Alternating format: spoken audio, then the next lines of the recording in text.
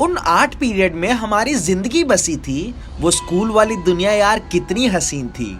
Teacher के लाख समझाने पर भी शोर मचाना और पकड़े जाने पर फिर साथ मार खाना, किसी के खड़े होते ही पीछे स्टूल खींच लेना और फट से टेबल पे सर रख के आंख मीच लेना, रबड़ के कागज फंसाकर मॉनिटर के सर पे मारना और मौका मिलने पे ही हर दोस्त की जम के उतारना, सामने वाले की बेंच में पानी डाल देना और पूछे यार उसी के पड़ोसी का नाम बोल देना, सर्दियों में स्वेटर को हथियार बना देना, किसी का भी सर लपेट कर उसे धड़ाधम बजा देना। बहुत गजब के थे वो दिन जब हम स्कूल जाया करते थे, सारी परेशानियां भूल जाया करते थे। अलग ही आइटम थे मेरे दोस्त, पता नहीं कहां गए मेरे स्कूल वाले दोस्त।